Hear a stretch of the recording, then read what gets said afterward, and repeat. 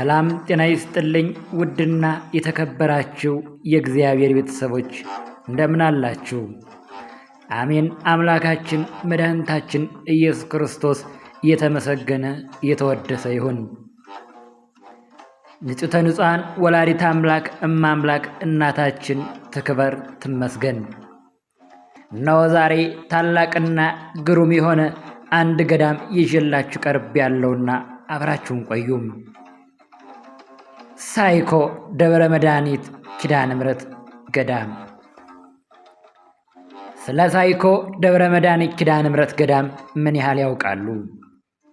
በሀገራችን አያሌ ተፈጥሮና ሰው ሰራሽ መስህቦች ይገኛሉ።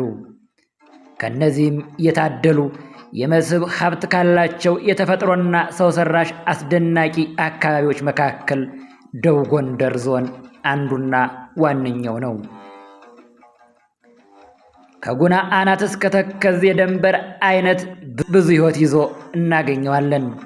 በሀገራችን ሰሜናዊ ቀጠና ልዩ ቦታ የሚሰጠው ዕድሜ ጠገብ ገዳማትና አድባራት የዞኑ የመስህብ ሀብቶች ማሳያ የሳይኮ ደብረ መድኃኒት ኪዳነ ምሕረት ገዳም በዞኑ የሚገኙ በርካታ ስመጥር ገዳማት ውስጥ አንዱ ነው።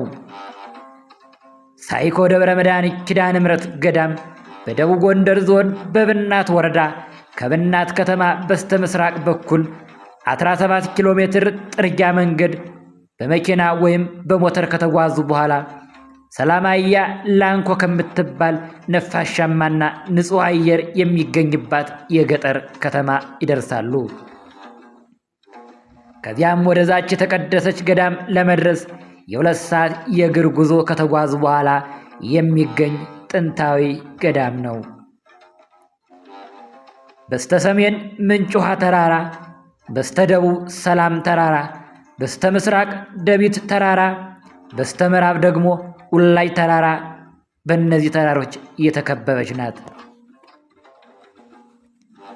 የገዳሙ አመሰራረት በአፄ ሰርፀ ድንግል ዘመነ መንግስት ከሸዋ ቡልጋ ተነስተው በመጡት ትልቅ አባት አባ መቅደሰ ክርስቶስ አማካኝነት በ1587 ዓመተ ምህረት ነው የተገደመው።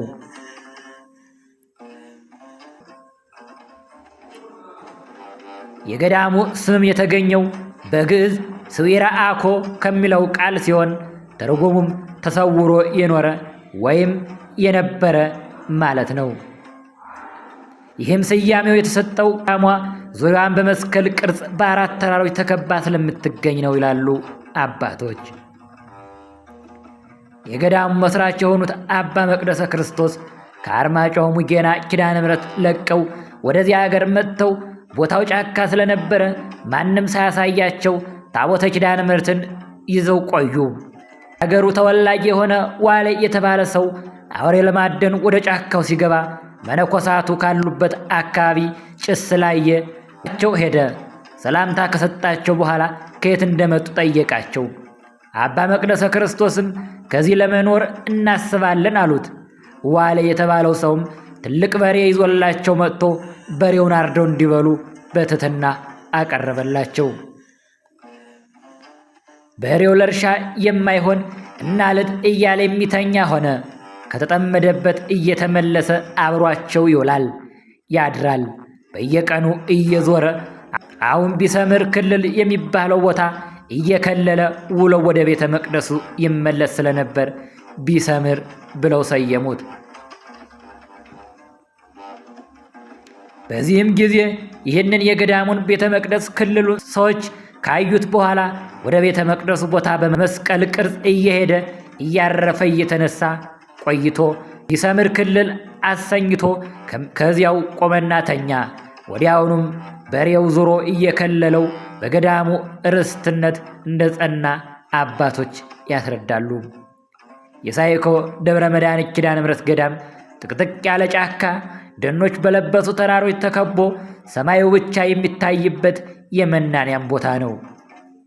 በገዳሙ ውስጥ የሚገኙ ልዩ ልዩ ቅርሶች፣ መጻሕፍት ከአበው ዘመን ፊትና ኋላ ጀምሮ የተላለፉና የተወረሱ ታሪካዊና ጥንታዊ ቅርሶች ይገኙበታል። ሰላም የተወደዳችሁ የእግዚአብሔር ቤተሰቦች፣ ለዛሬ ይዘንላችሁ ቀረብን። በሌላ ርዕስ እስከምንገናኝ መልካም ጊዜ